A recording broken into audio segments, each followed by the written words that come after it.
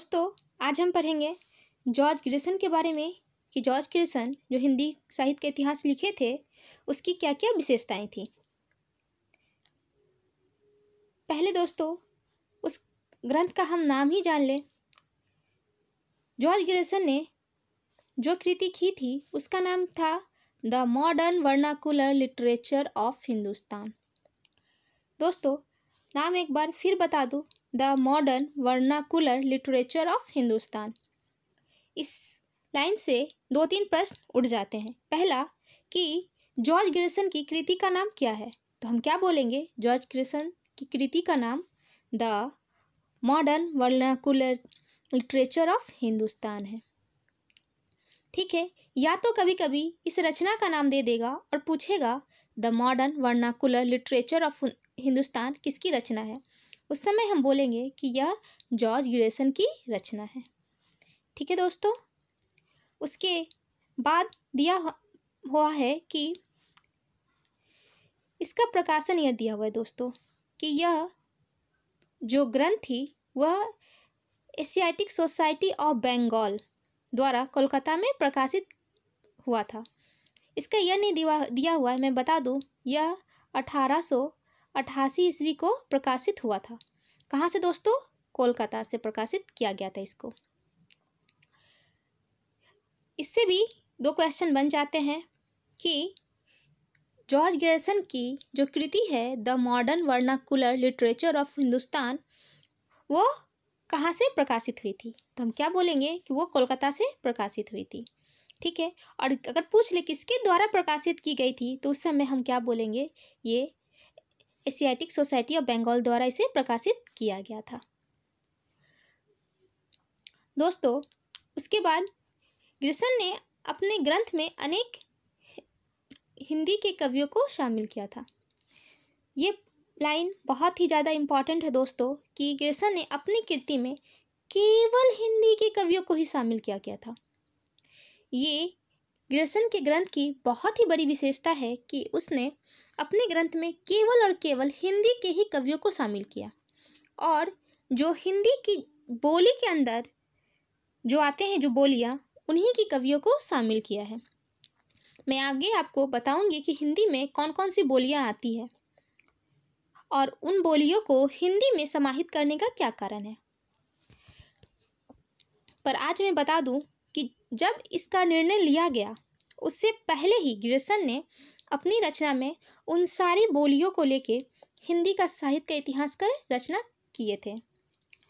चूँकि ये हिंदी साहित्य का इतिहास था इसलिए ग्रिसन ने अपनी रचना में केवल हिंदी के ही कवियों को लिया है।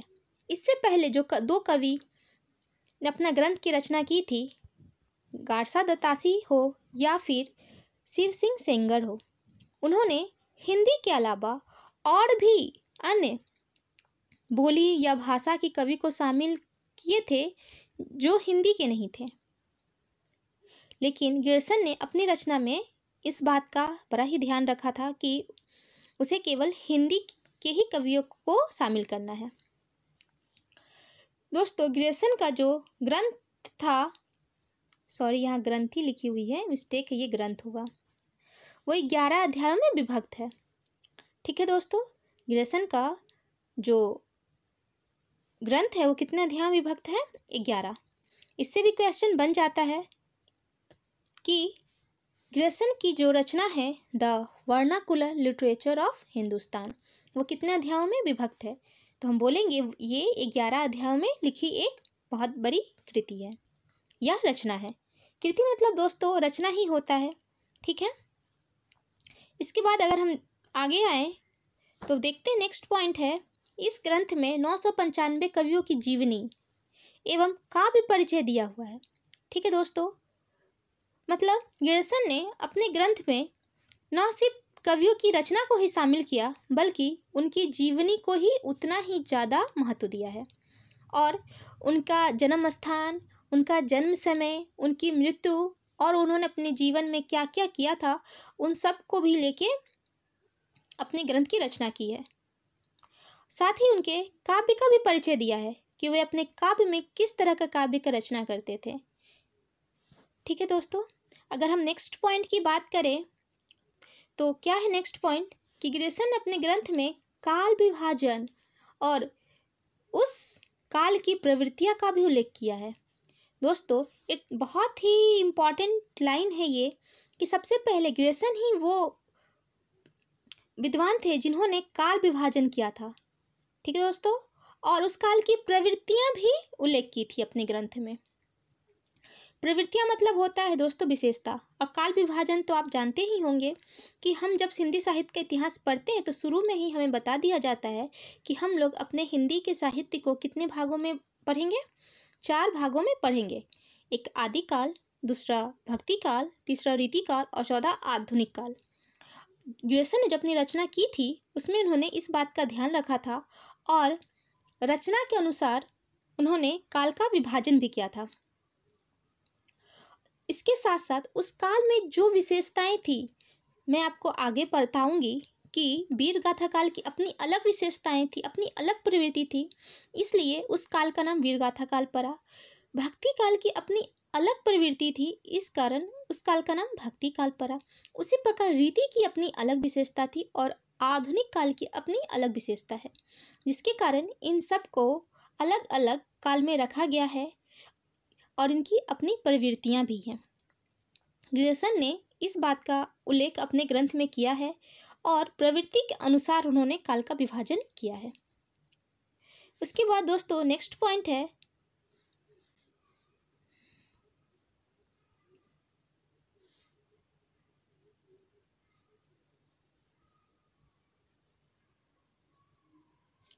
दोस्तों, यहाँ होगा ग्रेसन ने अपने काव्य में उस काल के प्रमुख कवियों का जीवन परिचय और उनके रचना का वर्णन विस्तार से मिलता है।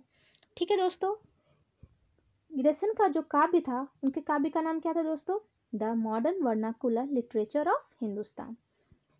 यह जो कृति है, यह जो रचना है, उसमें प्रमुख कवि, उसकी जो प्रमुख कवि होंगे, हम आगे पढ़ेंगे कि हर काल के अपने कुछ प्रमुख कवि थे। ठीक, उनका जीवन परिचय और उनकी रचनाओं का वर्णन विस्तार से किया है। किनका? जो कि प्रमुख कवि हुए थे। ठीक है, इसके साथ साथ ग्रेसन ने अपने काव्य में गौण कवियों को भी ध्यान दिया था। गौण कवि क्या होते हैं? जिनकी रचनाएं बहुत ही कम मात्रा में मिलती हैं, उन्हें हम गौण कवि कहते हैं। ग्रेसन ने अपने काव्य में क्या था? काल विशेष के गौण कवियों का भी उस काल के अंत में वर्णन किया था। ठीक है दोस्तों, जब उन्होंने पूरा उस काल का विशेषता लिख ली, उस कवि का परिचय दिया, लेकिन अंत में उन्होंने क्या किया? उस काल के जो छुटपुट रचनाएं थी, जो उस काल के अंतर्गत आती थी, उन रचनाओं को, उन कवियों को भी अपने काव्य में शामिल किया था। इसके बाद दोस्तों नेक्स्ट पॉइंट है, ये भी बहुत ही इंपॉर्टेंट पॉइंट है दोस्तों। ग्रेसन ने अपने काव्य में काल विशेष की प्रवृत्तियां बताने से पहले उस समय के सामाजिक स्थिति का वर्णन किया था। दोस्तों, हम आगे पढ़ेंगे, हर एक काल की अपनी कुछ प्रवृत्तियां थी और उस प्रवृत्तियां का कारण क्या था? उस समय के समाज की स्थिति। उस समय हमारा समाज जैसा था, लोगों ने वैसी ही कृति की थी। इस बात को ग्रेसन ने बहुत अच्छे से समझा और इस चीज़ को ध्यान दिया और उस चीज़ को अपनी रचना में उतारा है कि प्रवृत्ति लिखने से पहले इस बात को उन्होंने उजागर किया है कि उस समय की सामाजिक स्थिति क्या थी कि रचनाकारों ने उस विशेष मुद्दे पर या उस विशेष तथ्य पे ध्यान में रखते हुए अपनी रचना को किया। ठीक है दोस्तों,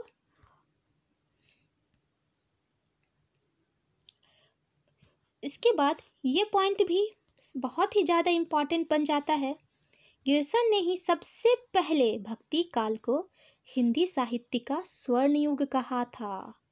ठीक है दोस्तों, स्वर्ण युग, ये तो एक अपने आप में ही बहुत बड़ा क्वेश्चन बन जाता है कि किस काल को स्वर्ण युग कहा जाता है।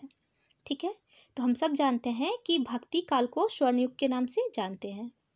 ठीक है, लेकिन भक्ति काल को हिंदी साहित्य का स्वर्ण युग कहने वाला विद्वान कौन था? ग्रियर्सन था। सोचिए दोस्तों, ग्रियर्सन ने कितने ही शिद्दत से, कितने लगन से हिंदी साहित्य के ग्रंथ की रचना की थी कि उन्होंने एक छोटे छोटे बात पे भी ध्यान दिया था कि इस काल के कवि ये चीज़ को लेके अपनी रचना कर रहे हैं, तो इस काल विशेष के कवि इन चीज़ों को लेके अपनी रचना कर रहे हैं। और उसके साथ साथ उन सारे कालों को तुलना कर कर उन्होंने ये निष्कर्ष निकाला, जो भक्ति काल का समय है वो स्वर्णयुग का समय है। और सही मायने में दोस्तों, भक्ति काल में जैसी रचनाएं रचनाकार द्वारा की गई वो आज तक दोबारा उतने उन्नत कृति नहीं मिलती है। तो सदा ही ये बात सत्य है कि भक्ति काल क्या है? हिंदी साहित्य के इतिहास का स्वर्ण काल है। लेकिन ग्रियर्सन ने ये बात सबसे पहले कही, एक विदेशी होते हुए भी ये एक अपने आप में बहुत ही बड़ी बात है।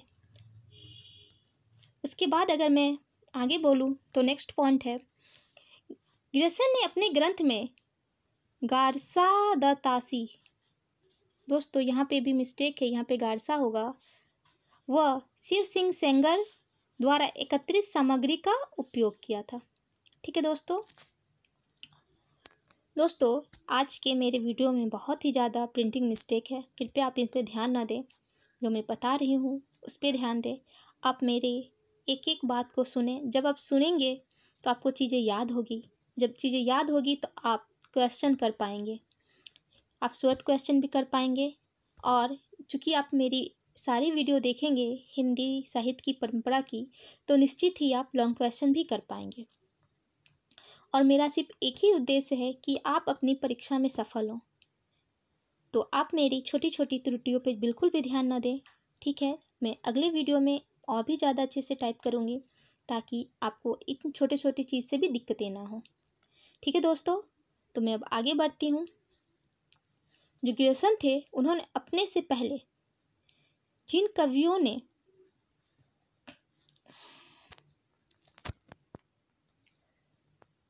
ग्रियर्सन ने अपने से पहले जिन लोगों ने हिंदी साहित्य के इतिहास की रचना की थी उनके ग्रंथ को पहले पढ़ा।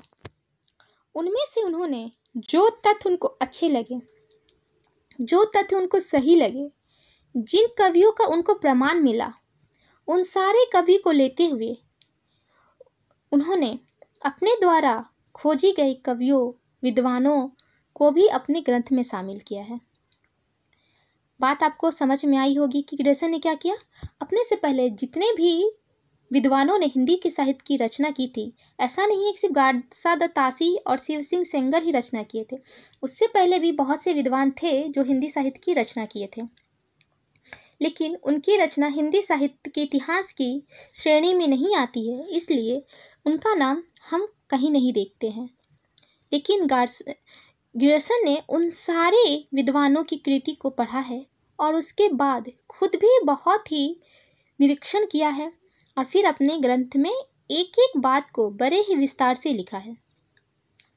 इसलिए ग्रियर्सन का जो ग्रंथ है वो बहुत ही प्रामाणिक ग्रंथ है, क्योंकि ग्रियर्सन ने अपने ग्रंथ में एक एक बातों पे बहुत ही ज़्यादा ध्यान दिया था और जो चीज़ें प्रामाणिक थी उन्हीं को लिया। उन्हें पता था कि अगर मैं ऐसा नहीं करता तो हो सकता है कल को मेरे ग्रंथ को हिंदी साहित्य के इतिहास में शामिल न किया जाए। इन्हीं सब कारणों से अनेक विद्वान इस ग्रंथ को हिंदी साहित्य के इतिहास का प्रथम ग्रंथ मानते हैं। चूँकि ग्रियर्सन की ग्रंथ एक तो बहुत ही विस्तृत है, दूसरे प्रामाणिकता लिए हुए है, तीसरे उसमें वो सारे गुण हैं जो हिंदी साहित्य के इतिहास में होने चाहिए। हिंदी साहित्य के इतिहास क्या, किसी भी साहित्य के इतिहास में जो जो गुण होने चाहिए वो सारे गुण हमें ग्रियर्सन के ग्रंथ में मिलता है। इसलिए अनेक विद्वान इसी ग्रंथ को क्या मानते हैं? प्रथम ग्रंथ मानते हैं। ठीक है दोस्तों आज बस यहीं तक। कल मैं इससे आगे फिर आपको बताऊंगी कि हमारे भारत के कुछ विद्वान जिन्होंने हिंदी साहित्य की रचना की, जिसमें हम मिश्र बंधु को देखेंगे, रामचंद्र शुक्ल को देखेंगे, हजारी प्रसाद द्विवेदी को देखेंगे। इन सब के ग्रंथ मुख्य रूप से प्रामाणिक ग्रंथ माने जाते हैं, पर जिनकी ग्रंथ को लेके हमें आगे हिंदी के साहित्य को पढ़ना है वो रामचंद्र शुक्ल का ग्रंथ होगा। उन्हें ही हम लेके पूरे अपने हिंदी साहित्य का ग्रंथ को पढ़ेंगे। कल हम इससे आगे चर्चा करेंगे। आज के लिए बस इतना ही। दोस्तों, अगर आपको मेरी वीडियो अच्छी लग रही है और आप मेरे साथ हिंदी साहित्य के इतिहास के इस सफ़र को जारी रखना चाहते हैं तो मेरे चैनल को सब्सक्राइब करें, वीडियो को लाइक करें